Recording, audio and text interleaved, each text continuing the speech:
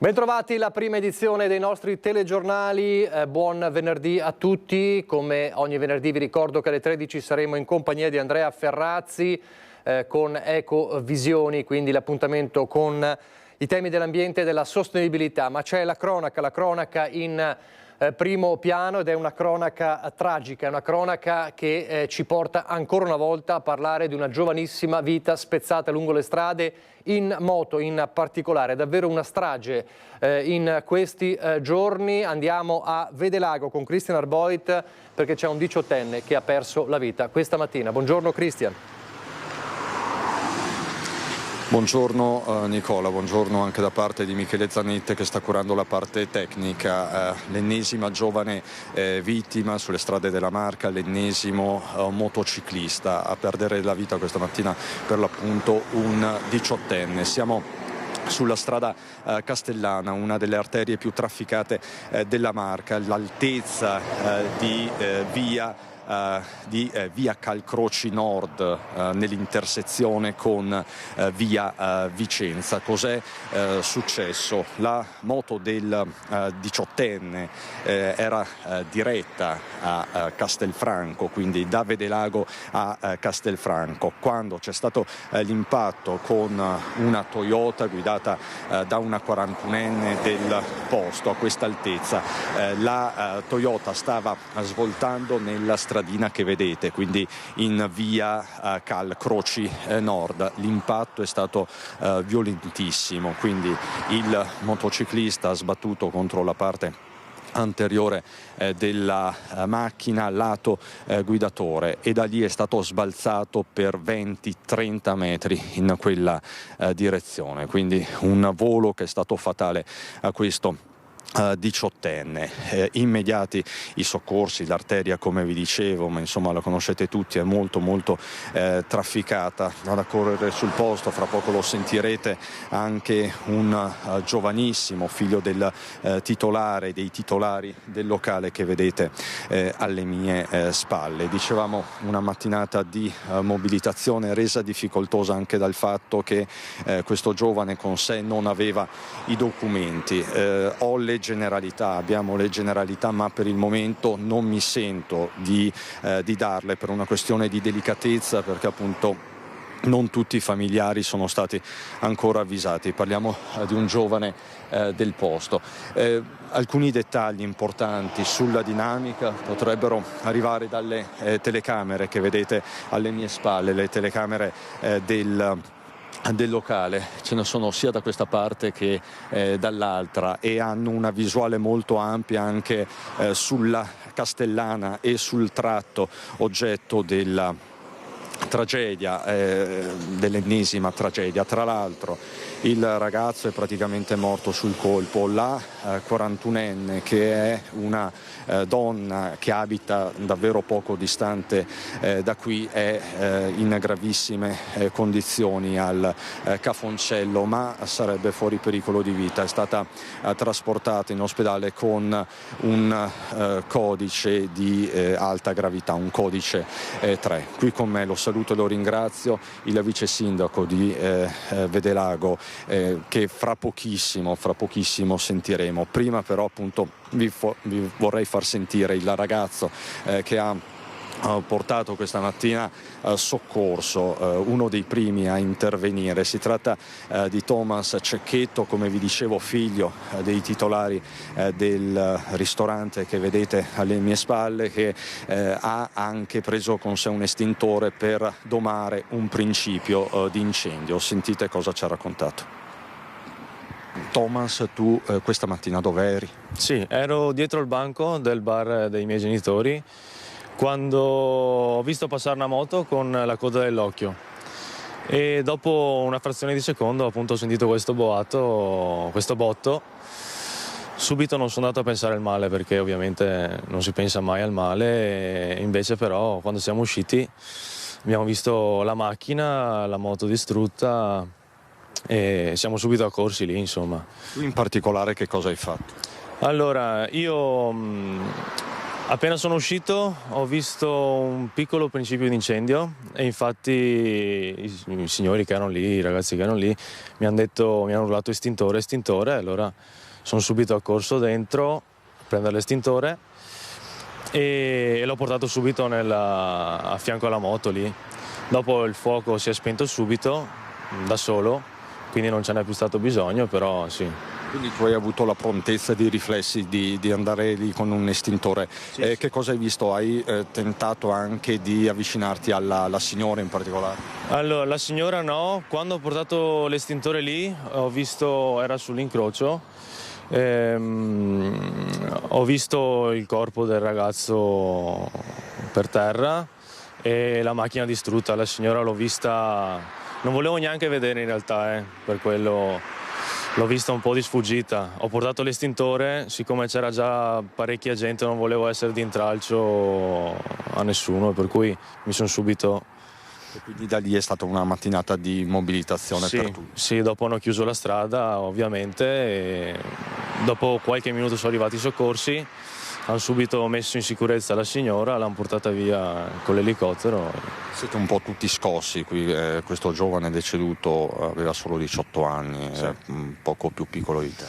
Sì, fa pensare questo più che altro, che era poco più piccolo di me, per cui sì.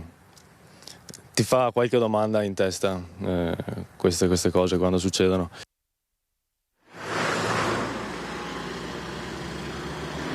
Quindi la mobilitazione è stata generale questa mattina, non solo ovviamente gli operatori del SUEM 118, i vigili del fuoco, ma anche gli uomini e le donne della polizia locale che si sono occupati fino a poco più di mezz'ora fa dei rilievi. Il traffico chiaramente è stato bloccato, ci sono state delle conseguenze sui flussi, questo inevitabilmente. Polizia locale che è stata supportata anche dai carabinieri. Qui con me il vice sindaco Giorgio Marin, vice sindaco di Vedelago. Qui siamo proprio sul confine tra Vedelago e Castelfranco Veneto. L'ennesima tragedia stradale, tra l'altro è il terzo motociclista giovanissimo che muore nella Marca nell'arco di poco meno di una settimana. È una strage senza fine. Un bollettino di guerra che riempie ogni giorno le cronache dei nostri giornali. Purtroppo oggi è toccato a Vedelago e sappiamo solo che i coinvolti sono di Vedelago, quindi abbiamo anche un po' di paura di conoscere chi sono effettivamente, perché in questi piccoli paesi ci conosciamo tutti, quindi sì, un momento molto delicato, come dicevamo appunto. Non ci sentiamo di dare le generalità ancora del ragazzo, le varie procedure sono in corso, ma c'è anche una questione di delicatezza che va appunto va portata avanti anche in questi casi. Questo è un tratto molto, molto noto. Quando succedono queste cose si parla di sicurezza stradale, si parla di alta velocità, si parla di controlli, ogni parola rischia di essere di troppo per certi versi. Oggi di sicuro ogni parola è di troppo. Gli strumenti ci sono, entrerà in vigore fra qualche giorno il nuovo codice della strada che inasprirà alcune pene, formazione, la prevenzione, tutte cose vere.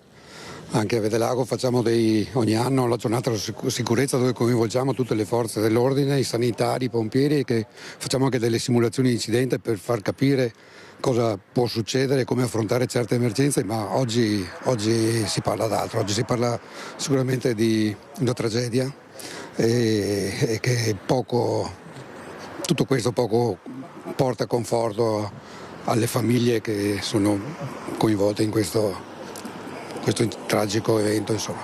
Grazie vice sindaco Giorgio Marin. Allora, da quelle telecamere quelle telecamere aiuteranno nel ricostruire la dinamica ricostruzione che è affidata alla polizia locale. Sono arrivati poi anche i carabinieri di supporto, quindi il bilancio di questa mattinata è tragico: un 18enne di Vedelago deceduto, morto sul colpo, era in sella alla sua Ducati Monster, e questa 41enne gravissima all'ospedale Cafoncello. Ovviamente tutti gli aggiornamenti nel corso delle prossime edizioni. Per il momento da Vedelago è tutto, Nicola. Con Michele Zanetti ti restituisco la linea. Grazie a Christian Arboit, un 21enne poi morto ieri a Marghera sempre in moto, poi qualche ora dopo una 33enne morta in Romea sempre per un incidente stradale. A proposito di incidenti stradali, un grave incidente stradale,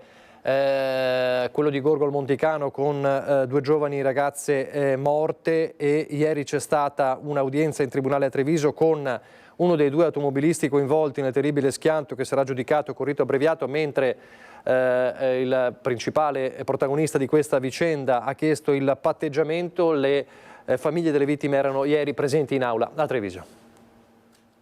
Le famiglie delle 2 giovani vittime e del ragazzo rimasto ferito gravemente sono arrivate in tribunale, addosso la maglia con la foto dei 3 giovani. Nel terribile schianto di Gorgo al Monticano, tra le lamiere contorte della BMW, hanno perso la vita Eralda Spaillari, 19 anni, Barbara Brotto, 17, ferito gravemente il 19enne Daniel Castelli. Nella maglia poche parole che racchiudono la disperazione delle famiglie. Giustizia per questi ragazzi strappati alla vita in un istante. A parlare l'avvocato della famiglia di una delle vittime, Barbara Brotto. Noi abbiamo chiesto semplicemente che il giudice tenga conto di tutte le circostanze. Stiamo parlando di un incidente dove sono morte due ragazze giovanissime e un terzo probabilmente ha la vita rovinata per sempre. E chiediamo che il giudice tenga conto del fatto che a seguito di questo fatto, a seguito di una condotta scriteriata da parte di due ragazzi appunto alla guida di auto anche potenti, una almeno, alla fine stiamo parlando di 2 ragazzi, di 17, di 19 anni che non ci sono più. Michele Tatani, il guidatore della BMW che trasportava le 2 vittime e il ragazzo ferito, ha chiesto ed ottenuto di patteggiare, mentre Ghezim Cherosi, il 21enne accusato di aver provocato in concorso il terribile incidente stradale, sarà giudicato in rito abbreviato semplice. Secondo la procura il gravissimo schianto si sarebbe verificato a causa di un doppio sorpasso di una terza vettura che precedeva lungo via Sant'Antonino sia la BMW 420 guidata da Tatani sia la Polo condotta da Cherosi. A quel punto sarebbe venuto il contatto che ha fatto finire fuori strada l'auto di Tatani. Sulla strada sono rimaste le tracce evidenti della carrozzeria della Polo. La responsabilità del conducente della Golf, oltre alla velocità raggiunta dalla macchina, oltre i 120 km all'ora in un tratto viario in cui il limite è fissato a 50, sarebbe stata quella di aver iniziato la manovra senza controllare la direzione della vettura che lo seguiva attraverso lo specchietto retrovisore. Michele Tatani, anche lui a velocità, non si sarebbe invece accertato di cosa stesse facendo l'automobile di Cherosi. La prossima udienza è stata fissata per il 13 marzo 2025. A Padova adesso, dove ci sono indagini in corso dopo il ritrovamento senza vita del corpo di una 68enne in casa in zona Volta a Barozzo, è un giallo. Chiara Gaiani insieme a Cristian Roque Allende sul posto. Buongiorno Chiara. Nicola, buongiorno ai telespettatori. Sì, ci troviamo in Via del Cristo, per la precisione, dove questa mattina è stato ritrovato il corpo senza vita nella sua abitazione di una donna di 68 anni. Da questa mattina sono in corso i rilievi dei carabinieri che vedete ancora alle mie spalle, presenti anche con gli agenti della scientifica. Abbiamo appena visto anche arrivare il comandante della stazione di Padova principale. Le prime ipotesi investigative escluderebbero che si tratti di una morte violenta, pare insomma si tratti di una morte avvenuta probabilmente per un malore, ma le indagini sono state accurate per tutta la mattinata e sono tuttora in corso. Che cosa potrebbe aver causato questa morte? Probabilmente un malore, una situazione che pare insomma definirsi anche con dei contorni un po' particolari. Vi racconteremo nelle prossime edizioni. Le certezze sono queste: la donna aveva 68 anni, per ora l'identità non è stata resa nota e e sicuramente qualche dubbio comunque resta e sono state infatti condotte delle accurate indagini. Un quartiere però sconvolto in realtà dalla presenza per tutta la mattina dei carabinieri che hanno deviato il traffico. Come potete vedere, questa strada è piuttosto piccola, Volta Barozzo è un quartiere molto popoloso, di fatto siamo quasi in centro a Padova, un quartiere che ha già vissuto un'esperienza traumatica simile. Purtroppo, insomma, da vecchia cronista ricordo quando era il febbraio del 2006, proprio a poche centinaia di metri da dove ci troviamo con il collega Christian Roque Allende, è stato trovato senza vita il corpo di Elena Fioroni. All'inizio sembrava si trattasse di una morte avvenuta per suicidio, la donna era stata trovata all'interno della doccia. L'intuito di un agente delle volanti che sentiva un odore particolare aveva poi fatto scoprire che si trattava di un caso di omicidio. A uccidere la donna era stato il marito da cui si stava separando, Gianluca Capuzzo, un marito che è morto è morto proprio quest'anno, dopo ovviamente essere stato condannato. Ecco, direi che per ora da Volta Barozzo è tutto. Ovviamente se ci fossero gli sviluppi, delle novità, vi richiederemo la linea da Padova. Ringrazio ancora Cristian Roque Allende per la collaborazione tecnica, restituisco la linea allo studio. Grazie a Chiara Gaiani, a Cristian Roque Allende. Non è invece un giallo, ma si è ben capito cosa è accaduto, bisognerà capire le cause invece che hanno portato alla fuga di gas e poi a un'esplosione che ha devastato un'abitazione, lo vedete nelle immagini, a Musile di Piave, poco prima delle 5:30, quindi all'alba, in via Podgora. C'è un 78enne ricoverato in gravissime condizioni all'ospedale dopo lo scoppio, l'esplosione e poi il seguente incendio, esplosione che ha provocato appunto l'incendio ma anche la rottura di porte e finestre della casa. Le squadre accorse dal distaccamento dei vigili del fuoco di San Donà con un'autopompa e un'autobotte hanno spento le fiamme e poi messo in sicurezza l'area, mentre l'uomo, rimasto gravemente ustionato, è stato preso in cura dal personale sanitario del 118 e poi trasportato in ospedale a Padova, reparto grandi ustionati. L'intervento è terminato alle 8:30 di questa mattina. Restiamo nel veneziano ma andiamo a Mestre con ancora una volta la violenza che si scatena in città e parliamo di una lite in un bar con 2 persone accoltellate. Anna Maria Parisi insieme a Sandro Ponchio, buongiorno. Eccoci, buongiorno Nicola. Sì, la lite è accaduta poco distante da qua, l'accoltellamento qui tra via Querini e via Dante. Siamo proprio all'angolo, in questo locale, al bar ai Folli. Sembra sia accaduta per un regolamento di conti tra nordafricani. Erano le 3 del mattino quando una macchina che passava a tutta velocità ha visto scendere, si è fermata all'improvviso, è sceso un tunisino armato di coltello e ha iniziato ad accoltellare le persone che erano presenti qui, un gruppo di 8-10 nordafricani. Sembra si sia trattato, dicevo, di un regolamento di conti perché così dalle indagini degli inquirenti, i carabinieri che conoscono l'aggressore, quindi il gestore del bar, che è una signora, non è intervenuta, ma è intervenuto il barista che è uscito dal locale, erano le 3 del mattino, per prestare soccorso ai suoi connazionali, capire che cosa stesse accadendo. Ha cercato anche di sedare la rissa ma è rimasto a sua volta accoltellato con un colpo che l'ha colpito tra la spalla e la schiena.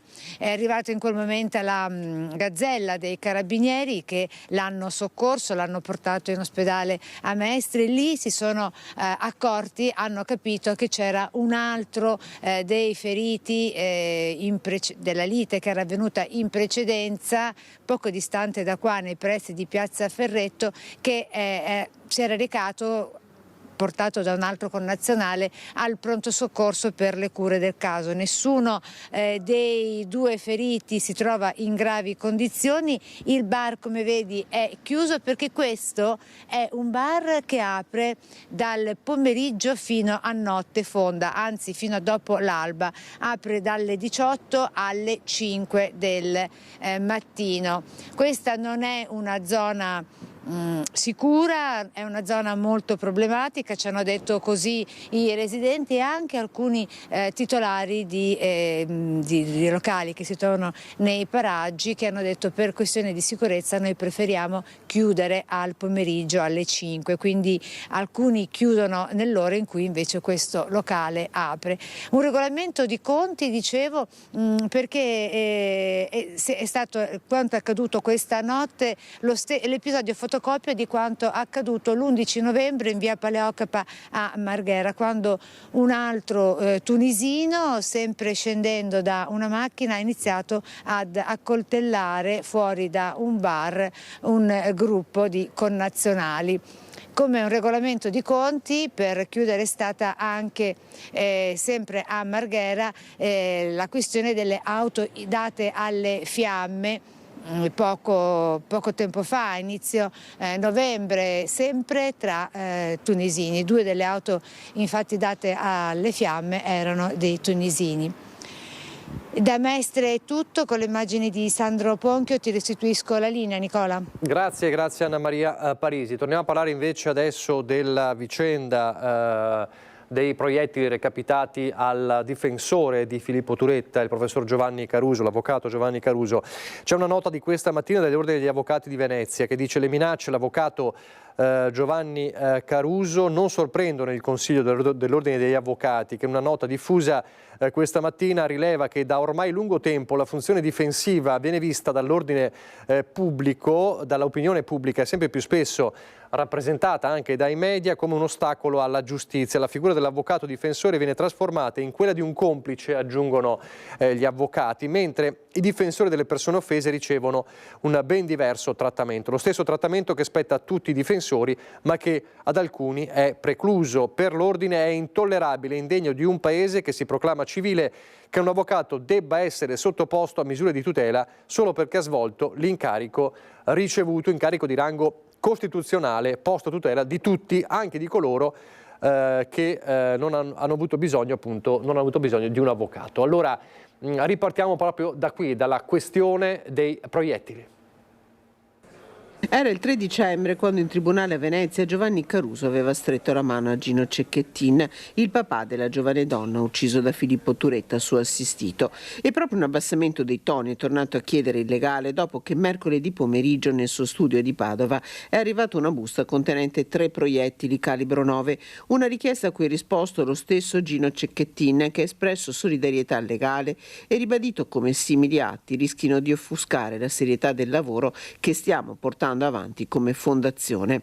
Dopo la denuncia presentata in questura da Giovanni Caruso, la procura di Padova ha aperto un fascicolo. Si indaga per minacce contro ignoti. La macchina delle indagini è già partita, si cercano possibili impronte digitali sulla busta dove l'indirizzo era stato stampato. Si analizzeranno anche i proiettili inseriti in un foro ritagliato sul cartoncino. Il Comitato per la sicurezza e l'ordine pubblico, riunito immediatamente già mercoledì pomeriggio, aveva disposto un servizio di vigilanza a tutela del legale nei luoghi abitualmente frequentati, lo studio, l'abitazione e l'università dove insegna.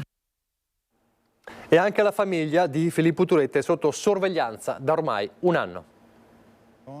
Bersagli dell'odio da oltre un anno, anche i genitori di Filippo Turetta sono sottoposti a sorveglianza. I carabinieri con pattuglie giornaliere presidiano la casa della famiglia a Torreglia dopo le minacce e gli insulti rivolti attraverso il web, in particolare dopo che a luglio era stato diffuso il video del colloquio in carcere tra Filippo Turetta e i suoi genitori. A nulla erano valse le scuse fatte dal papà, che aveva cercato di spiegare le sue parole. Gli odiatori del web si erano accaniti con insulti contro la famiglia del 22enne assassino di Giulia Cecchettin. Mamma e papà di Filippo Turetta dal novembre del 2023 vivono barricati in casa, le uscite sono rarissime e per andare a trovare in carcere a Montorio il figlio. Da mercoledì Filippo Turetta è un ergastolano e sta scontando la sua pena non in regime di isolamento diurno. Sembra abbia confidato di essere preparato alla sentenza. Sono rimasto impietrito, ma non mi aspettavo nulla di diverso, avrebbe detto. Ed ora l'inchiesta della Procura di Vicenza sulle presunte irregolarità riguardo alle firme raccolte dalle liste per le amministrative 2023. Il parlamentare vicentino Pier Antonio Zanettini invita a una riflessione sulla normativa attuale mentre l'inchiesta prosegue. L'indagato non è colpevole fino a che non sia pronunciata una sentenza definitiva. Pensieri e parole del senatore Pierantonio Zanettin, parlamentare sì ma anche legale di successo, che la giurisprudenza la conosce per filo e per segno e infatti invita tutti alla prudenza. L'indagato non è colpevole fino alla sentenza definitiva. Il riferimento è ai 16 indagati nella maxi inchiesta della Procura della Repubblica di Vicenza, che punta a verificare sia l'autenticità delle firme raccolte da liste di centrosinistra e di centrodestra per partecipare alle amministrative del 2023, sia le modalità con cui sono state raccolte le firme. Prudente anche la posizione del sindaco Giacomo Possamai. Conosco bene molte delle persone coinvolte, sia di maggioranza che di opposizione. Quelle che conosco sono assolutamente persone per bene. È successo tante volte anche in passato che ci siano state inchieste di questo tipo. Chiaramente la magistratura fa il suo percorso, il suo approfondimento. Io sono certissimo della buona fede di queste persone e anche che ci sarà la possibilità di chiarire tutto nelle prossime settimane, nei prossimi mesi, quando si saprà e si conosceranno bene gli elementi, le carte. Il sindaco di Vicenza Giacomo Possamai ha spiegato di essere certo della buona fede degli indagati e che ci sia la possibilità di chiarire tutto. Ma attenzione, dice una cosa importante: è successo tante volte anche in passato che ci siano state inchieste di questo tipo, un aspetto che sottolinea anche il senatore di Forza Italia Pierantonio Zanettin. Quello vicentino è un caso molto simile a tanti altri che si sono ripetuti da nord a sud lungo la nostra penisola. Quella vicentina in effetti non è la prima inchiesta sul rispetto della legge che disciplina le firme a sostegno delle liste che vogliono partecipare al voto. Tra i precedenti più noti, quello del Piemonte, con le elezioni regionali del 2010 dichiarate nulle dal TAR per una lista a cui era stata contestata la regolarità delle firme presentate. Oggi a Vicenza la situazione è tutt'altra. Sono coinvolte non una, ma diverse liste, sia di centrodestra che di centrosinistra. Però resta il tema della legge che disciplina la raccolta delle firme, su cui il senatore di Forza Italia Pierantonio Zanettin, senza entrare nel merito dell'inchiesta vicentina, invita a una riflessione. Vale la pena di riflettere sulla normativa che regola la raccolta delle firme per le elezioni, che a mio giudizio appare decisamente obsoleta. Ormai la firma digitale è assai diffusa e forse varrebbe la pena applicarla anche alle elezioni, dal momento che viene applicata, per esempio, già per raccogliere le firme per il referendum. La cronaca ci riporta a parlare di furti e rapine. A Padova un 26enne ha aggredito un passante per derubarlo. Stava aggredendo in zona stazione a Padova con calci e pugni un passante per rapinarlo. A fermare un gambiano 26enne, già noto alle forze dell'ordine, gli agenti della polizia attirati dalle urla del malcapitato, che ha riferito che il malvivente lo aveva avvicinato per sottrargli il denaro e, non riuscendoci, lo aveva colpito al volto. La vittima, nonostante lo stato di shock e una ferita al volto, ha riconosciuto l'aggressore, che è stato fermato e portato nel carcere cittadino. Lo straniero è stato denunciato anche per la violazione di un DASPO urbano emesso precedentemente dal questore. L'intervento ha preceduto altri controlli della polizia in zona Portello, che hanno portato, con l'ausilio della squadra cinofili, a trovare nascosti quasi 2,5 etti di hashish. A fiutare la droga è stato il cane Kamikaze, che ha permesso agli agenti di recuperare 2 panetti sigillati con la scritta Fanta da circa 100 grammi l'uno ed un pezzo dello stesso stupefacente del peso di 30 grammi. I controlli sono stati poi estesi a 5 diversi locali al centro della Movida padovana, dove sono state identificate 120 persone e verificate le condizioni di regolarità e sicurezza dei locali. Nella zona del Portello alcuni residenti hanno accolto i poliziotti ringraziandoli per il servizio svolto. Restiamo in provincia nell'Alta Padovana, l'Alta Padovana presa di mira dai ladri. I residenti di San Martino di Lupari, esasperati, pubblicano il video dell'intrusione dei malviventi. I ladri immortalati dalle telecamere di sorveglianza. 3 uomini vestiti di nero entrano nel giardino e pochi minuti dopo, accompagnati dal suono delle sirene dell'allarme, fuggono via. Il video è stato pubblicato sui social nella pagina San Martino di Lupari da un residente del comune dell'Alta Padovana che avvisa i concittadini, in particolare chi vive in via dell'Usignolo e in via dei Fiori, di fare attenzione a questa banda di ladri. L'intrusione è avvenuta intorno alle 19:20. L'Alta Padovana in questo periodo è presa di mira dai malviventi che svaligiano abitazioni e attività commerciali. Per questo i carabinieri hanno predisposto servizi di controllo straordinari del territorio.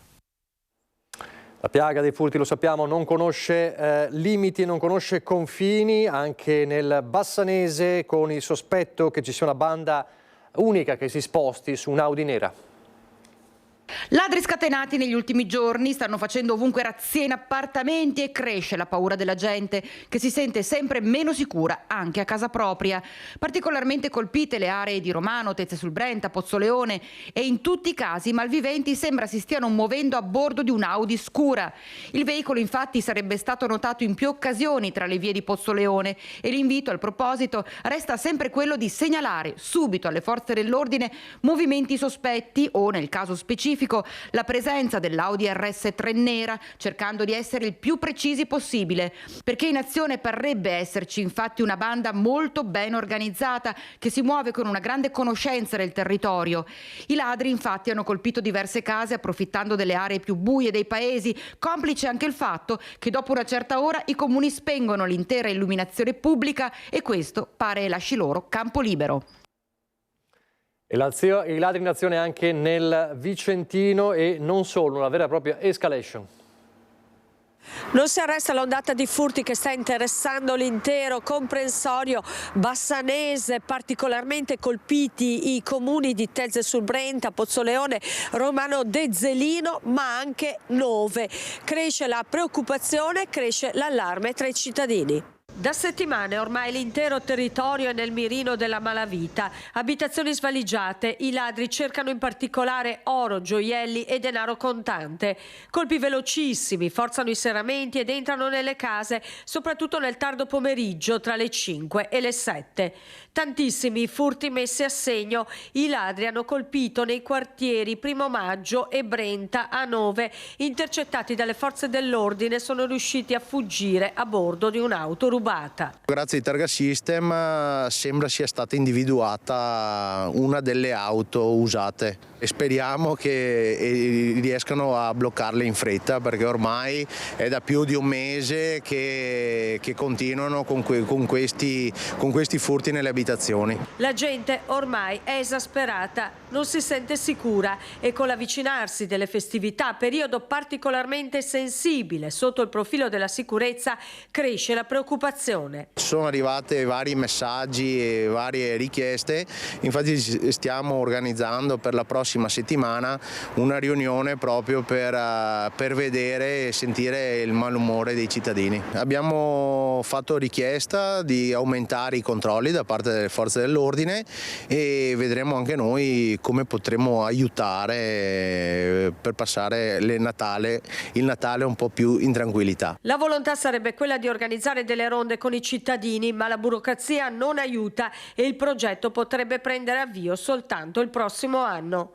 Alle 2 case svaligiate a Nove si sommano altri colpi messi a segno sempre negli ultimi giorni in via Brigata Cadore, via Ragazzi del 99 e via Veneto a Romano Dezzelino, ma anche in via Milano a Bassano del Grappa. Pale e piccozze per assaltare le sale slot, una banda specializzata che aveva colpito nel Trevigiano ma anche nell'Udinese. I carabinieri hanno sgominato una banda e arrestato un 46enne romeno. Abbiamo assicurato anche l'ultimo componente alla giustizia. Con il fermo di un 46enne rumeno si chiude così il cerchio sull'onda di rapine che aveva interessato alcune sale slot a nord-est l'estate scorsa, in particolare il doppio assalto avvenuto nella notte tra il 27 e il 28 luglio ai danni di 2 locali, il Las Vegas di Silea nel Trevigiano e l'Admiral di Remanzacco in provincia di Udine, episodi violenti che avevano sconvolto personale e clienti. Sicuramente le modalità con cui hanno messo in pratica le 2 rapine sono modalità abbastanza virulente, abbastanza violente. Hanno utilizzato forconi, mazze, pale e anche con un'intenzione di acquisire pervicacemente il loro scopo, quello di appunto rubare i soldi. 3 componenti del comando erano stati individuati già pochi giorni dopo a seguito di un fermo ad Aurisina vicino a Trieste mentre stavano tentando di raggiungere la Croazia. Durante il controllo i carabinieri avevano rinvenuto nell'auto utilizzata dal gruppo 4.000 euro in contanti, indumenti corrispondenti a quelli immortalati dai sistemi di videosorveglianza durante le rapine e numerosi telefoni cellulari. Da lì le indagini sono proseguite serrate fino a individuare il capobanda braccato nella zona di Milano. Ora, sottolineano dall'Arma, tutti e 4 sono in stato di fermo. Il fermo nella prima circostanza era stato convalidato con la custodia in carcere, anche perché i soggetti si stavano allontanando dal territorio nazionale, sono stati presi proprio al confine con la Croazia. E il quarto soggetto, che è stato arrestato la settimana scorsa, è attualmente in carcere in attesa di interrogatorio. Andiamo velocemente in pubblicità, ripartiremo parlando di una vicenda, il 53enne morto nel garage a Treviso, che era diventata la sua abitazione. Si è accesa una forte polemica in città, ripartiremo da qui subito dopo la pubblicità.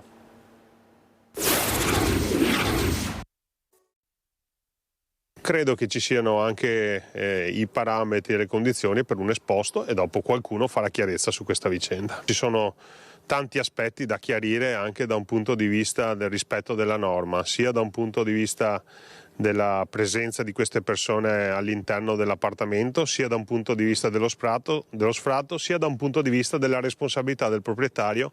Parla di Andrea Berta, il sindaco di Treviso Mario Conte, nelle ore in cui attorno all'attivista di Caminantes si è scatenata la tempesta perfetta. È di sua proprietà infatti l'appartamento dove il 53enne Marco Magrin viveva prima di essere trovato morto nel garage del condominio di via Castagnole, forse a causa del freddo. Berta, poco meno di una settimana fa, era stato protagonista del blitz in consiglio comunale con cui i centri sociali avevano posto il tema dell'emergenza abitativa e accusato Casugana di fare poco o nulla. Mentre protesta per garantire la casa a tutti, in quel frangente sostituisce le serrature di casa e sfratta questa persona facendola finire in un garage con il finale che ahimè tutti conosciamo.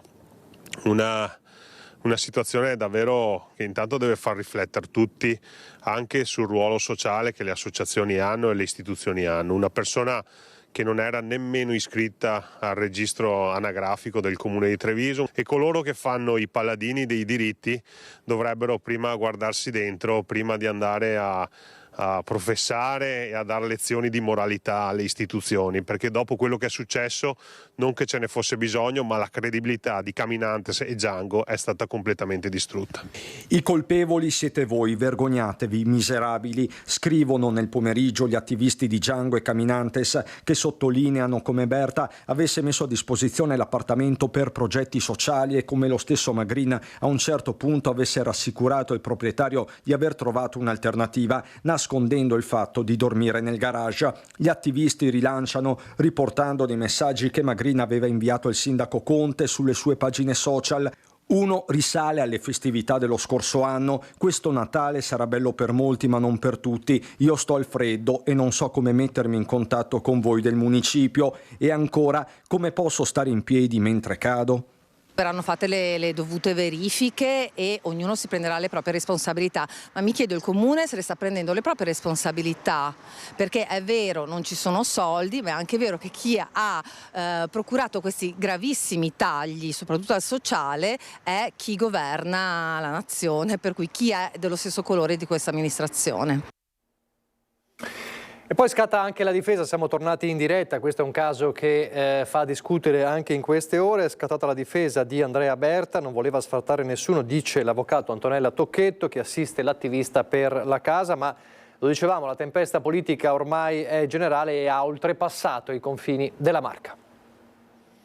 non c'era nessun contratto d'affitto, voglio essere molto chiara, né loro pagavano qualcosa, però purtroppo le bollette erano a carico della zia morta e quindi siccome loro non pagavano le utenze neanche le spese condominiali erano tutte a carico di Berta, per cui Berta mi dice non voglio azioni legali assolutamente, cerchiamo di trovare un aiuto. È questo il mandato che Andrea Berta aveva dato al suo avvocato, la trevigiana Antonella Tocchetto. È l'aprile del 2024, Marco Magrin con la compagna è all'interno dell'appartamento di via Castagnole che Berta poco tempo prima aveva ereditato dalla zia. Proprio l'anziana aveva accolto la coppia. I due quindi non pagano affitti né le bollette, entrambi non risultano nemmeno residenti. Quindi io mi sono attivata con gli assistenti sociali di Treviso che mi dicono che i due, la coppia, non era seguita dai servizi sociali, ma mi danno l'indicazione che la signora, che aveva dei problemi di salute, era seguita dall'ULSS 7 di Bassano. Inizia un carteggio e Tocchetto riesce a far inserire la donna con problemi di salute in una casa comunità,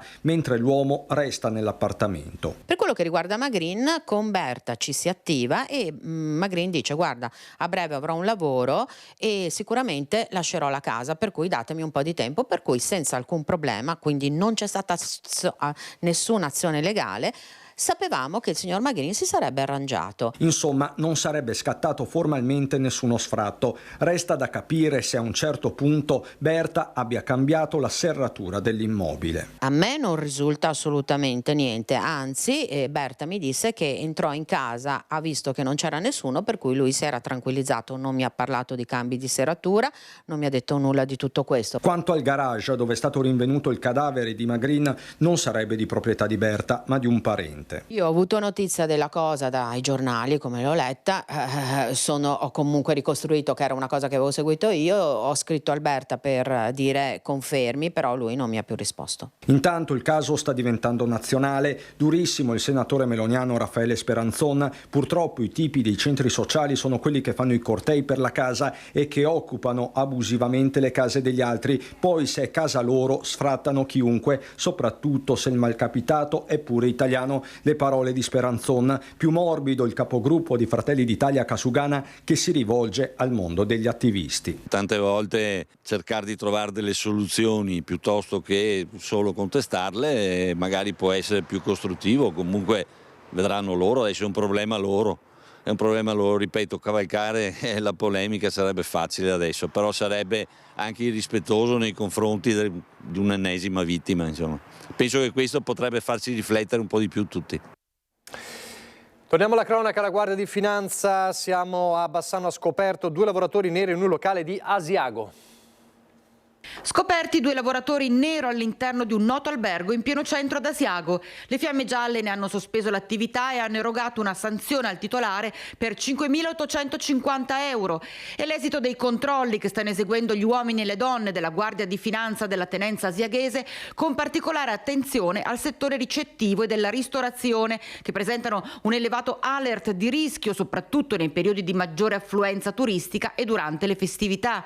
I 2 irregolari sono stati identificati mentre erano intenti a prestare la propria attività lavorativa all'interno dei locali dell'albergo, che resterà chiuso sino a quando il proprietario non definirà la regolarizzazione delle loro posizioni.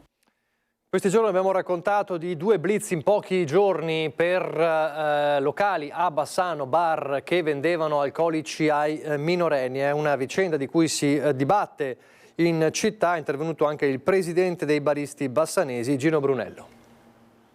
2 locali chiusi in meno di 24 ore, martedì pomeriggio il bar alla Pergola, mercoledì mattina il caffè a Roma, entrambi per aver somministrato alcol a minorenni, violazione che ha fatto scattare i sigilli per 15 giorni.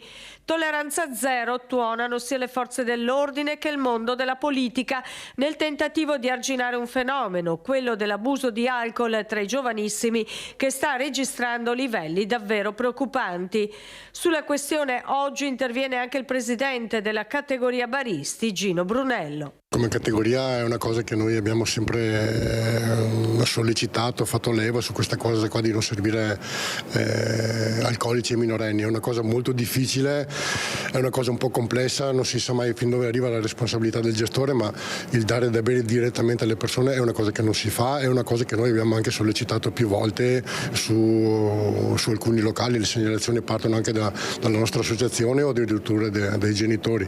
Si cerca sempre di avvisare le persone, poi quando una cosa la si commette più di una volta diventa anche un po' indifendibile. È giusto sanzionare chi non rispetta la legge, spiega Brunello, che aggiunge: non sempre però è facile controllare i ragazzi. Noi chiediamo solamente se sono maggiorenni o minorenni, che chiediamo il documento, e dopo se sono minorenni vengono non allontanati dai locali, non gli viene servito da bere, e dicono non gli viene dato da bere, però la problematica non è risolta, nel senso che loro trovano da bere probabilmente in qualche locale che glielo danno, ma su questo ho i miei dubbi, come ci sono tante persone che si portano il bere in qualche altra maniera e lo consumano, e lo sappiamo, in zone che non sono nei locali. Siamo vicini al Natale, tempo di addobbi nelle città, addobbi a festa, ma c'è chi pensa di vandalizzare gli addobbi. È successo a Montecchio Maggiore, l'albero in piazza vandalizzato. Luisa Bertini, buongiorno. Sì, buongiorno a te, buongiorno ai nostri telespettatori. L'albero in questione è quello che vedete alle nostre spalle, che fino a ieri era pieno di palline di Natale e che invece sono state portate via. La piazza si è trovata poi la mattina ricoperta dai frammenti delle palline distrutte. Ovviamente adesso la piazza è stata ripulita. Io sono in compagnia con l'assessore al decoro urbano, il signor Valerio. Cosa è successo? È successo che pensiamo a una ragazzata, alcune persone hanno preso queste palline di Natale, le hanno prese, le hanno messe davanti al sagrato e hanno cominciato a giocare come fosse un pallone, e la mattina dopo abbiamo trovato tutte le palline rotte. Tra l'altro erano palline nuove, perché quest'anno avevate appunto rinnovato tutti gli addobbi di un albero che doveva essere acceso e illuminato, quindi far festa per la cittadinanza proprio dopodomani. Sì, infatti l'8 dicembre era prevista l'accensione, adesso cercheremo di correre ai ripari. Naturalmente è un brutto regalo di Natale per noi, un brutto atto che condanniamo e che speriamo attraverso le telecamere di riuscire a trovare i colpevoli. Ecco, qualora venissero trovati? E qualora venissero trovati deve essere esemplare la condanna, diciamo, di questi fatti, perché noi ci impegniamo molto attraverso i volontari, attraverso la Proloco, di rendere bello il Natale e abbellire anche il nostro paese, e poi tutto viene vanificato per questi atti. Ecco, quello che dispiace è proprio che va a toccare un simbolo. Va a toccare proprio un simbolo, la natività e la festa del Natale, a cui tutti noi ci teniamo molto. Ecco, io ringrazio l'assessore per essere stato con noi, e da Montecchio è tutto. Grazie a Luisa Bertini, e restiamo nel Vicentino, perché ieri c'è stata una riunione tecnica sul Bomba Day che ci sarà a Montebello domenica 15 dicembre. Passo dopo passo la pianificazione del Bomba Day, che si svolgerà domenica 15 dicembre a Montebello Vicentino, dopo il ritrovamento, nell'ambito dei lavori per la TAV, della bomba della Seconda Guerra Mondiale sganciata lungo l'asse ferroviario. Oggi un summit tecnico per definire le linee guida per la viabilità, visto che verrà chiuso un tratto della linea ferroviaria Verona-Vicenza e verrà chiuso un tratto dell'autostrada A4. La preoccupazione dell'amministrazione sta anche nella gestione del traffico, che poi andrà a riversarsi sulla viabilità ordinaria. L'autostrada verrà chiusa verso le 9:30 dal casello di Montebello al casello di Montecchio. Se per caso, se si vedrà al momento il problema doveva intensificarsi, si pensa di chiudere San Bonifacio e Vicenza Ovest, quindi diventerà una cosa veramente più impegnativa, diciamo, per le forze dell'ordine. Un centinaio i residenti che saranno evacuati per motivi di sicurezza nelle zone interessate dalle operazioni di bonifica, operazioni che si concluderanno intorno alle 14 quando l'ordigno verrà trasportato e fatto brillare in una cava ad Alonte. Alle 8 in punto sarà aperto il CCS presso il comune di Montebello e dalle 8:30 alle 9:30 l'evacuazione di circa un centinaio di cittadini del nostro comune che adesso stiamo informando, e per quelli che potranno andare da parenti, benissimo. Per quelli che invece avranno bisogno di aiuto verrà predisposto presso il palazzetto dello sport un punto di ricovero, di ritrovo, dove che verranno serviti anche dei pasti. Allora noi andiamo velocemente in pubblicità, poi è il momento di Ecovisioni, parleremo ovviamente come sempre di ambiente e di sostenibilità. Quest'oggi torniamo a riguardare la nostra legge fondamentale, la Costituzione.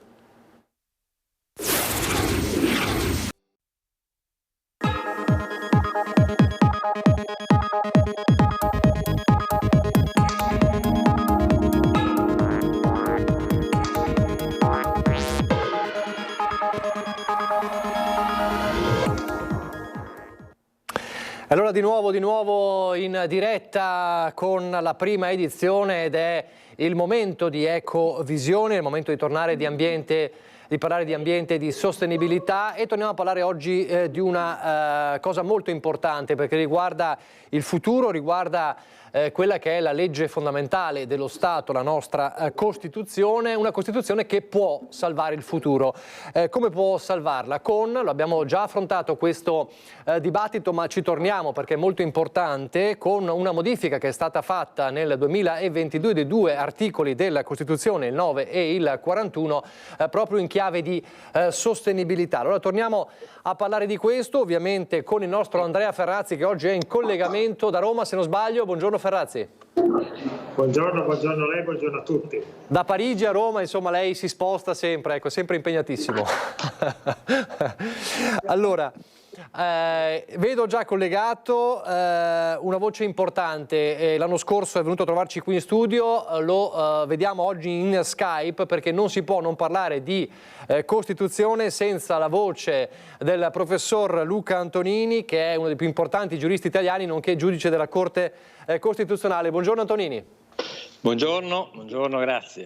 Allora Ferrazzi, riparto da lei perché insomma lei è stato protagonista anche di questa modifica storica della Costituzione, articoli 9 e 41. Intanto ricordiamo quando è successo e ricordiamo qual è l'obiettivo principale di questa modifica di 2 articoli. Lo sappiamo, modificare la Costituzione non è semplice, è stato fatto con uno scopo ben preciso.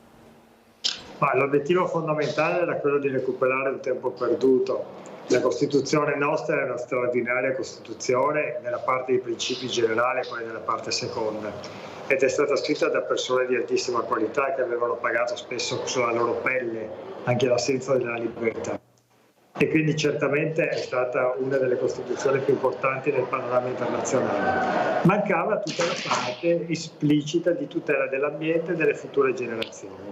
Questo certamente non per una incapacità di comprensione da parte dei padri costituenti, l'abbiamo detto più volte, magari averne anche oggi di quel livello, ma perché semplicemente il cambiamento climatico non era all'ordine del giorno nel 1946, 47 e 48, il momento, l'anno in cui la Costituzione è entrata in vigore. E allora si trattava finalmente anche nel nostro Paese di recuperare questo gap storico e di inserire pienamente l'esplicitazione della tutela dell'ambiente, delle future generazioni e anche della tutela degli umani all'interno della nostra Costituzione. L'abbiamo fatto in questi articoli, nell'articolo 9 e nell'articolo 41. Certamente l'aver inserito, e qua il giudice, il professore Antonini potrà dirlo meglio di me, aver modificato uno dei primi 12 articoli della Costituzione è stata un'impresa importante. Non era mai successo nella storia repubblicana che si modificasse appunto uno dei primi 12 articoli di principi fondamentali. L'abbiamo fatto con quel timore e tremore che ogni legislatore deve avere nel momento in cui tocca la Costituzione, in particolare uno dei primi 12 articoli, sgombriamo subito il campo, non abbiamo tolto nulla di ciò che c'era, abbiamo semplicemente aggiunto ciò che secondo noi mancava. Allora, vediamo un attimo il 9, chiedo anche la regia con Francesco Cerone e Alessandro Granziera, vediamo proprio il 9, visto che ha citato proprio eccolo qua, uno dei primi 12 articoli, tutela l'ambiente, la biodiversità, poi entriamo nello specifico, e gli ecosistemi anche nell'interesse delle future generazioni. Questo è uno dei 12 articoli che sono stati modificati, uno dei primi 12, Ferrazzi. Sì, e poi è stata aggiunta che la legge dello Stato trova anche i modi, diciamo, di tutelare la protezione degli animali. Sappiamo un tema molto delicato, a molti può sembrare secondaria questa aggiunta, in realtà non è stato, e non è stato nemmeno nel dibattito interno, nella commissione dei 9 dove abbiamo scritto il testo e trovato un accordo politico.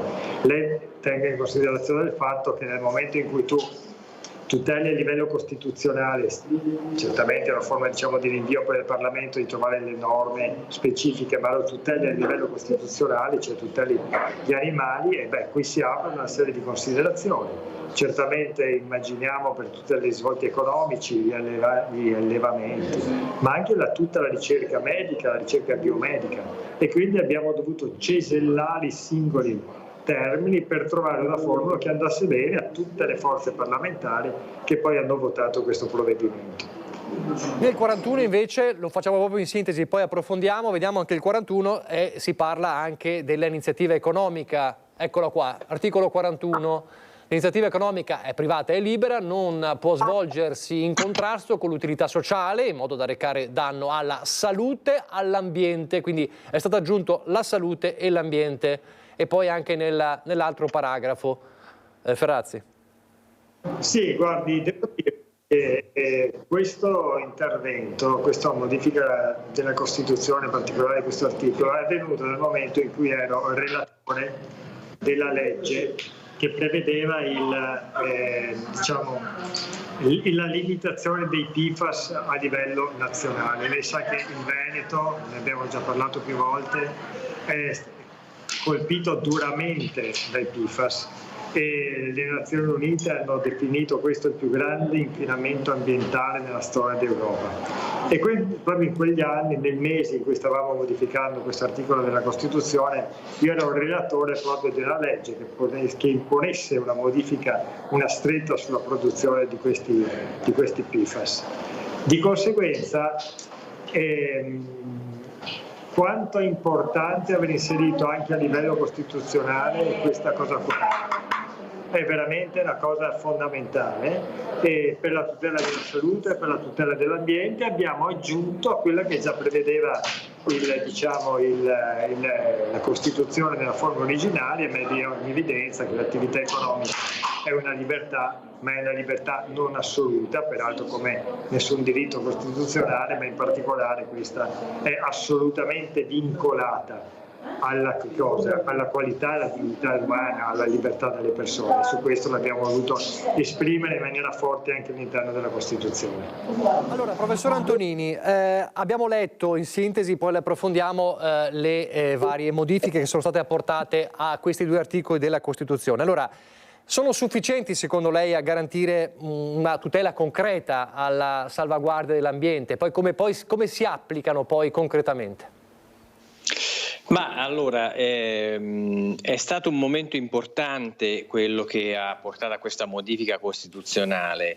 Lo ricordava prima Ferrazzi, nel 1948 si parlò di paesaggio e di patrimonio storico e artistico della nazione.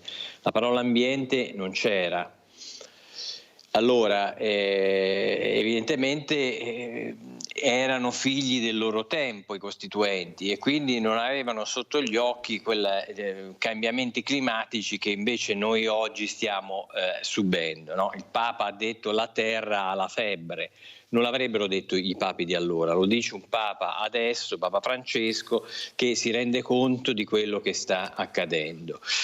Aver inserito quindi l'ambiente, la biodiversità, gli ecosistemi, l'interesse delle future generazioni è estremamente importante.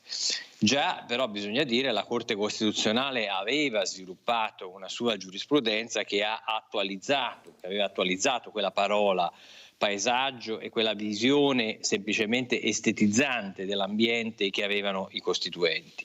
Qui c'è stato un ricchissimo filone della giurisprudenza costituzionale che aveva già attualizzato la parola paesaggio nella parola ambiente, che aveva parlato di tutela degli ecosistemi e di interesse delle future generazioni. Però averlo formalizzato in un testo costituzionale e, come ricordava Andrea Ferrazzi, all'interno dei principi fondamentali, quei principi che non sono stati mai toccati dopo il 48, rappresenta una questione estremamente importante, no? Estremamente importante.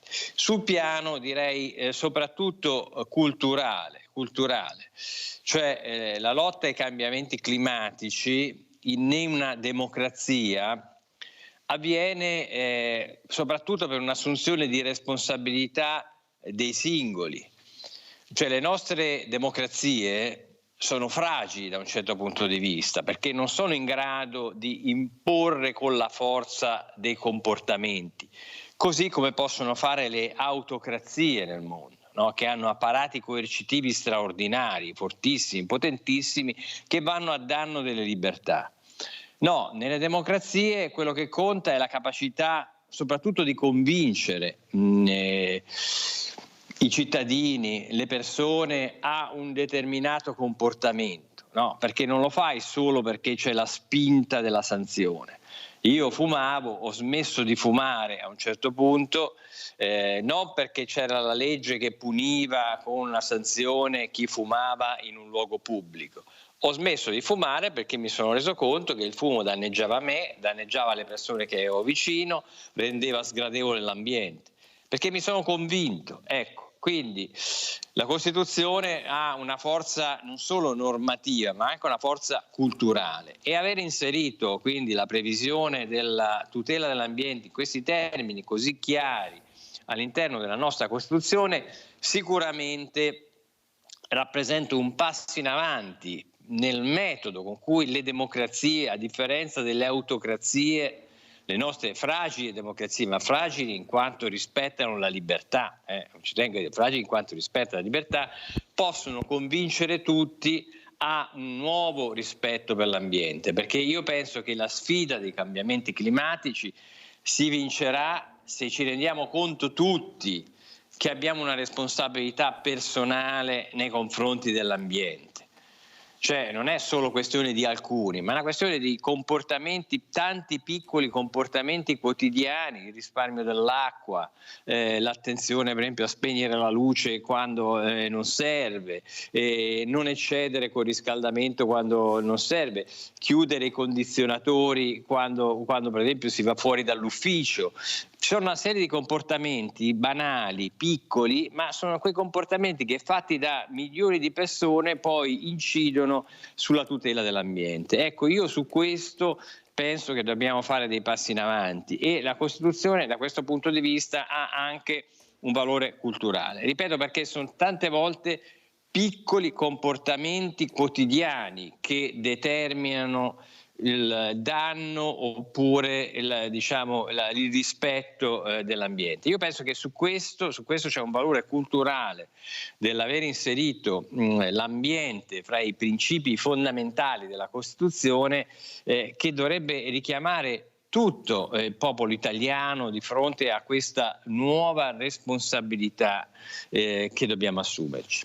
Ferrazzi, allora, noi abbiamo soprattutto visto nell'articolo 41, parliamo di iniziativa economica, allora qualcuno può dire o può aver già detto, beh, questo però è una limitazione della nostra iniziativa, l'iniziativa economica. Cosa risponde a chi replica così?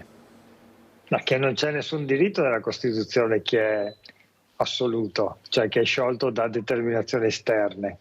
Peraltro i nostri padri costituenti avevano posto delle limitazioni all'attività economica in maniera molto esplicita nell'articolo appunto nella forma originaria del 41 dove dicevano che l'attività appunto economica è libera, ma non può svolgersi in danno alla sicurezza, alla libertà e alla dignità umana, cioè il centro non è l'iniziativa economica in quanto tale, ma quello che davvero è il centro di ogni attività umana deve rispondere alla dignità dell'uomo, alla libertà dell'uomo, alla sicurezza dell'uomo. E quindi i padri costituenti avevano riconosciuto, grazie a Dio aggiungo io sono figlio di un classico piccolo imprenditore artigiano veneto, avevano riconosciuto la libertà dell'intrapresa economica, ma naturalmente non è un diritto assoluto e soprattutto non è un diritto che può nel suo esercizio calpestare, scrivevano, la sicurezza delle persone.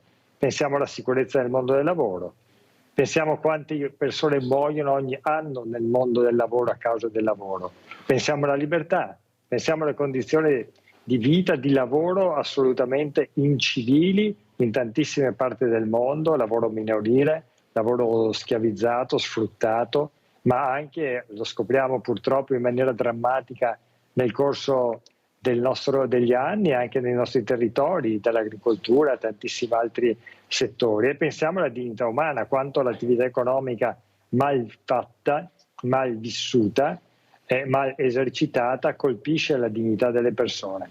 E noi che cosa abbiamo aggiunto? Abbiamo aggiunto che la libertà economica è naturalmente libera, ma la libertà economica non può recare danno alla salute dell'ambiente e all'ambiente.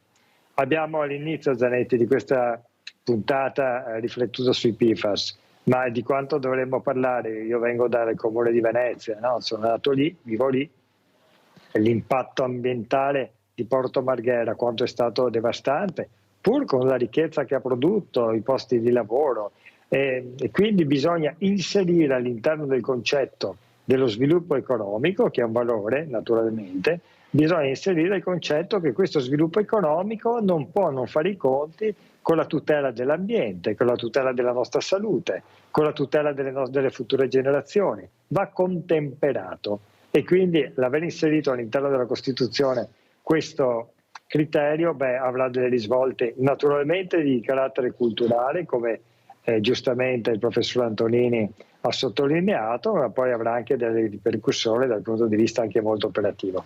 Ecco, a proposito di questo, Antonini, professore, allora, principi sanciti dalla Costituzione, quindi parliamo di legge fondamentale dello Stato, allora come questa modifica può poi influenzare le decisioni della Corte Costituzionale? Lei è un giudice di Corte Costituzionale, quindi poi può intervenire la Corte Costituzionale basandosi su questi articoli. È già successo? In che modo potrebbe succedere? No, in che modo potrebbe succedere non lo posso dire, perché non posso pregiudicare le decisioni future della Corte.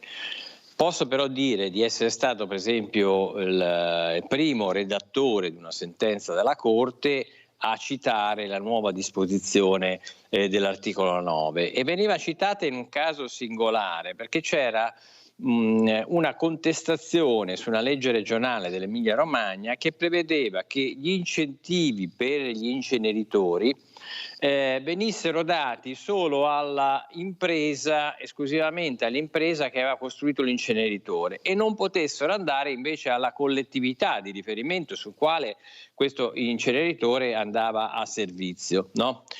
E quindi veniva contestato il fatto che l'imprenditore perdeva una parte dell'incentivo perché questo andava distribuito, la regione lo distribuiva a favore del pubblico, diciamo, di riferimento dell'utenza poi dell'inceneritore. E la Corte Costituzionale, la sentenza dice: ma no, questo è giusto, è legittimo, perché non è solo dal comportamento di chi costruisce l'inceneritore che c'è il vero incentivo alla tutela dell'ambiente, alla maggior tutela dell'ambiente, ma c'è anche per il fatto che, per esempio, viene fatta la raccolta differenziata, e allora si attiva quell'economia circolare che permette il rispetto dell'ambiente, perché se tu non dai un incentivo anche a che venga effettivamente fatta la raccolta differenziata, l'incentivo diventava che un pezzo di questo incentivo statale generale per gli inceneritori andava a ridurre la Tari che pagavano le persone in cui insisteva,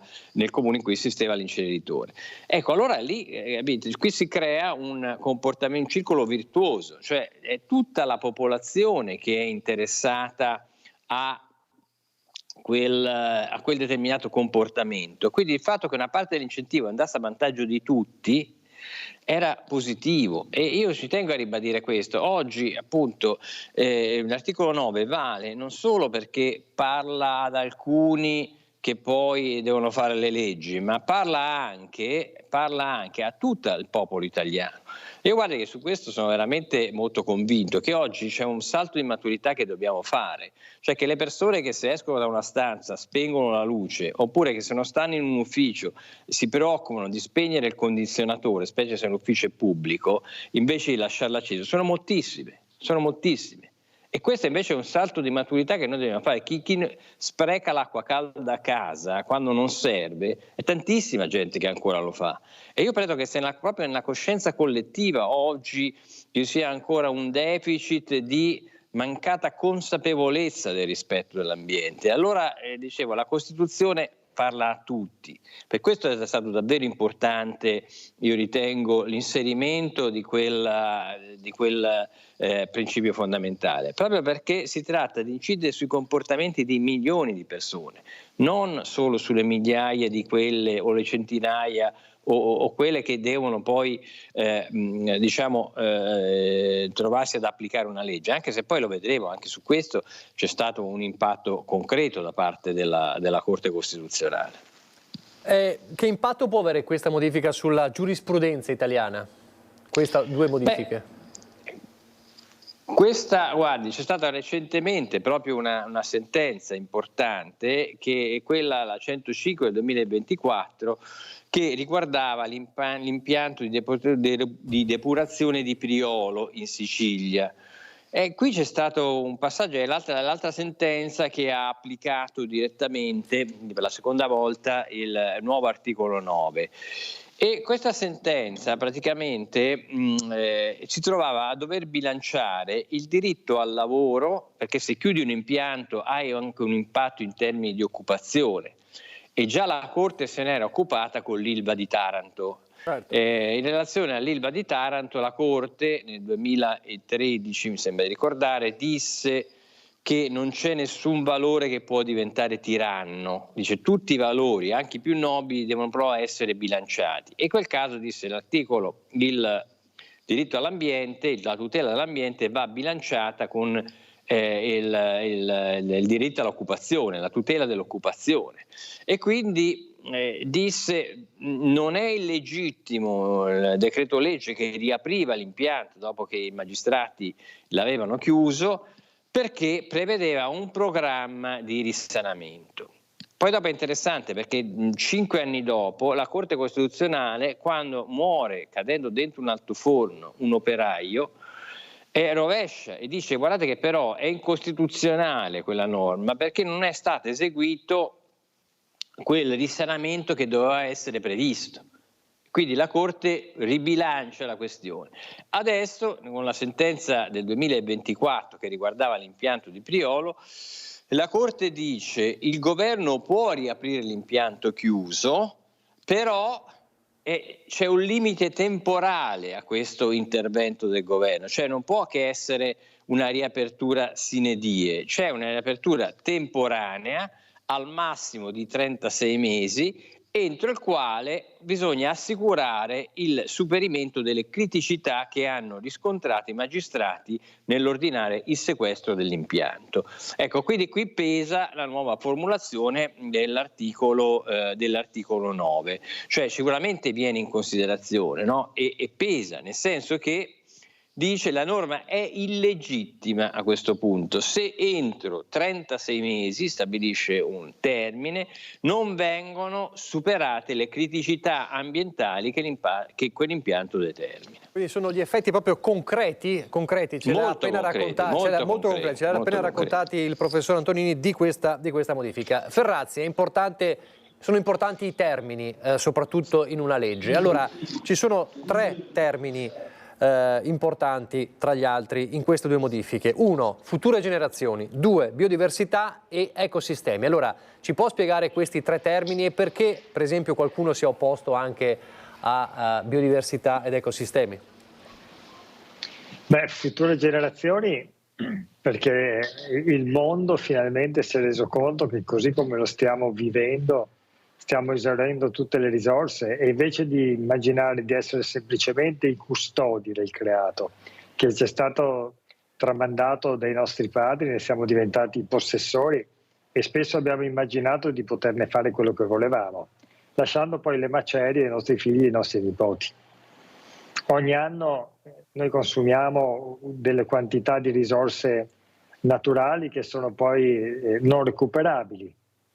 Questo è un dato drammatico ed è dimostrato scientificamente che questo consumo dei nostri territori, delle nostre risorse, della biodiversità, dell'aria, della qualità dell'aria che noi respiriamo, dell'acqua che viviamo, del terreno dove viviamo, ebbene tutto questo lo stiamo scaricando sui nostri figli e lo stiamo colpendo in maniera a volte irrecuperabili, diciamo fondamentalmente dalla prima rivoluzione industriale, ma certamente il Novecento è stato il secolo nel quale c'è stata un'accelerazione assolutamente drammatica in questa direzione. E allora bisognava porci il tema delle future generazioni, non pensare solo a noi stessi, ma pensare al fatto che ogni nostro comportamento, ogni nostra azione, come dice il professor Antonini, da quella di spegnere la luce a un impianto del petrolchimico di quelle dimensioni come quello di Priolo di cui si è appena parlato, o scelte di politica energetica a livello internazionale o la lotta contro il clima, ebbene devono porsi il tema non solo dell'interesse mio che vivo oggi, ma anche dell'interesse dei miei figli che già vivono e dei miei nipoti che vivranno. È anche una questione, se vuole, di pura intelligenza, perché se continuiamo a massacrare il pianeta, continuiamo a massacrare noi stessi, no? Come dice Papa Francesco, non ci può essere un essere umano sano in un ambiente malato. E lo stiamo dimostrando, purtroppo, lo stiamo verificando in maniera drammatica. E quindi la Costituzione nella forma originaria aveva già una grandissima tutela, grazie a Dio, intragenerazionale, no? La cultura della solidarietà e via dicendo. Noi abbiamo inserito la tutela intergenerazionale ed è un processo questo di importanza straordinaria, appunto, come stavamo dicendo. E poi biodiversità, no? Non si poteva, cioè biodiversità, scusi, e ecosistemi, non si poteva fare, mettere tutto nel cappello della parola ambiente? Ma guardi, noi su questo abbiamo discusso molto nella commissione in cui abbiamo appunto valutato e varato il testo. Abbiamo insistito, io sono insistito molto invece proprio su questa declinazione, perché biodiversità e ambiente che cosa vuol dire? Vuol dire un'accezione dell'ambiente in senso proprio. Cioè non volevamo assolutamente che per ambiente si immaginasse semplicemente un patrimonio ambientale e nel momento in cui tu colpisci il patrimonio ambientale cagioni semplicemente un danno di carattere economico patrimoniale. No, non era questo. L'ambiente non è solo questo, non è patrimonio ambientale solo, ma è l'habitat all'interno del quale nasce e si sviluppa la vita. E allora se è così, ed è così, nel momento in cui tu colpisci l'ambiente, colpisci il luogo dove nasce e si sviluppa la vita, quindi crei un danno esistenziale anche all'essere umano che lo vive. E quindi è stato un salto di qualità fondamentale. Ed è stato un salto di qualità che anche dal punto di vista giuridico una sottolineatura di questo tipo ha e avrà delle conseguenze molto importanti. Professor Antonini, non è l'unica Costituzione modificata in chiave ambientale, quella italiana. Ci sono altri esempi importanti? Ma sì, assolutamente. Certo, la Costituzione italiana è del 48, poi noi abbiamo avuto tutte le Costituzioni che sono nate dopo la crisi dell'ex impero sovietico, quindi le Costituzioni più giovani, anche a livello europeo, tutte hanno previsto la protezione dell'ambiente. Per esempio quella della Polonia dice che la Repubblica di Polonia garantisce la protezione dell'ambiente naturale secondo i principi dello sviluppo sostenibile. Oppure ancora quella della Croazia, dice lo Stato deve garantire le condizioni per un ambiente sano, prestare particolare attenzione alla protezione della salute, della natura e dell'ambiente. Io direi tutte le Costituzioni moderne si rendono conto del problema. Quelle invece più risalenti sono state modificate, come quella italiana, ma anche per esempio la Costituzione tedesca prevede all'articolo 20A, che è stato inserito nel 94 e poi modificato ulteriormente nel 2002, dice: lo Stato tutela anche in responsabilità verso le generazioni future le fondamentali condizioni di vita e gli animali mediante l'esercizio del potere legislativo nel quadro dell'ordinamento costituzionale dei poteri esecutivo e giudiziario in conformità alla legge e al diritto. Quindi diciamo che c'è stato un processo a livello globale di assunzione di questa responsabilità nei confronti dell'ambiente. C'è una sentenza, se non sbaglio, recente degli scorsi mesi della Corte Europea per i diritti dell'uomo. Che sentenza è? Una sentenza importante da questo punto di vista? Cosa dice? Sì, c'è una sentenza importante della Corte Europea dei diritti dell'uomo, ce n'è anche un'altra molto importante del 2020 della Corte tedesca, innanzitutto, che questa a me è quella che piace di più, dove loro hanno accolto il ricorso diretto, perché in Germania è possibile il ricorso diretto dei cittadini, e qui erano un gruppo di cittadini anche minori, quindi anche giovani, che erano sostenuto da associazioni ambientaliste, Greenpeace, dal movimento Fridays for Future di Greta Thunberg. E qui la Corte Costituzionale tedesca ha dichiarato veramente illegittima la legge tedesca sulla protezione del clima, perché spostava nel futuro, al 2030, rispetto al 1990, le riduzioni di emissione di gas serra del 55%. E la Corte dice che questa legge scarica sulle giovani generazioni un impegno troppo gravoso dopo il 2030. Alle generazioni presenti, scrive la sentenza, non dovrebbe essere consentito di consumare gran parte del budget di CO2 con un onere di riduzione relativamente lieve, se ciò lascia alle generazioni successive un onere di riduzione radicale. Quindi questo collega le misure per il clima alla tutela delle libertà fondamentali dei giovani, e questa secondo me è una sentenza molto importante. Poi ne abbiamo avuta anche un'altra recentemente, la sentenza della Corte Europea dei diritti dell'uomo, cosiddette le nonne svizzere, perché erano alcune anziane donne, qui non erano più i giovani come in Germania, qui erano alcune anziane donne e un'associazione ambientalista che chiedono di verificare la violazione da parte della Confederazione Svizzera dell'obbligo di adottare misure per ridurre le emissioni alteranti antropiche. E qui la sentenza fa un'interpretazione molto avanzata, per alcuni anche azzardata, dell'articolo 8 della Convenzione Europea dei diritti dell'uomo, dove parla del diritto al rispetto della vita privata e familiare. E qui mentre in precedenza aveva detto che rispetto ai cambiamenti climatici c'era un largo margine di apprezzamento da parte degli Stati, ora invece ricava da questo articolo 8 un obbligo positivo di protezione ai sensi di questa disposizione. Insomma, abbiamo capito che tutto il mondo, le Costituzioni si modificano, perché il mondo ormai ha ben chiaro cosa è la situazione attuale e cosa ci si prospetta di fronte. Quindi è necessario cambiare davvero, e subito, e già è stato fatto. Abbiamo sentito anche dal punto di vista delle leggi, forse non basta, forse servirà qualcos'altro. Ferrazzi vuole chiudere, e intanto saluto il professor Luca Antonini, grazie per essere stato con noi. Grazie a voi, arrivederci. Fondamentale la sua presenza, perché insomma chi meglio di lei poteva darci conto di questa importanza. Ferrazzi, chiudiamo e diciamo anche di cosa parleremo la prossima settimana? La prossima settimana parleremo di un tema di cronaca ormai continuativo nel tempo, importante, cioè come le transizioni in corso, quella digitale e quella ecologica, impattano sul mondo del lavoro. Sappiamo che ormai a livello internazionale la competizione si gioca all'interno di queste transizioni, volenti o nolenti, o le subisci o le guidi questi processi.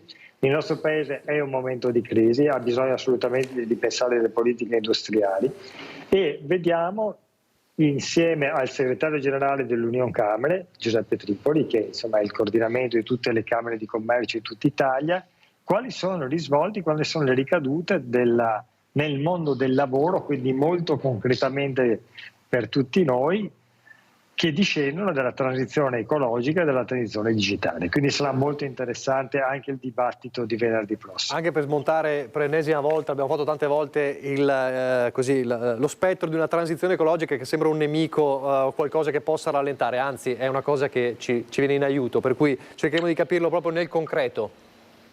È una cosa che va governata, ogni modifica di struttura crea anche naturalmente delle difficoltà, ogni trasformazione ha anche difficoltà, però dobbiamo capire che questa trasformazione, queste transizioni, l'intelligenza artificiale, lo sviluppo dei nuovi sistemi di digitalizzazione, la trasmissione dei dati e così come appunto lo sviluppo dell'elettrico, delle batterie eccetera, sono dei processi che sono, come dire, non si possono fermare. Esatto. Allora dobbiamo guidare i processi e per portare ricchezza nel nostro territorio dobbiamo diventare leader anche nel mercato, nella ricerca e nel mercato. O guidarli o farsi travolgere, quindi è meglio guidarli. Grazie allora, grazie. Molto meglio guidarli. Sì. Assolutamente sì. Grazie allora Andrea Ferrazzi, ci vediamo la settimana prossima. Grazie. Io vi lascio dopo il meteo al documentario Borgo Italia e poi il film L'ultimo gigolò del 2001 con Andy Garcia e una guest star, lo storico cantante dei Rolling Stones Mick Jagger, che qui fa l'attore. A fra poco.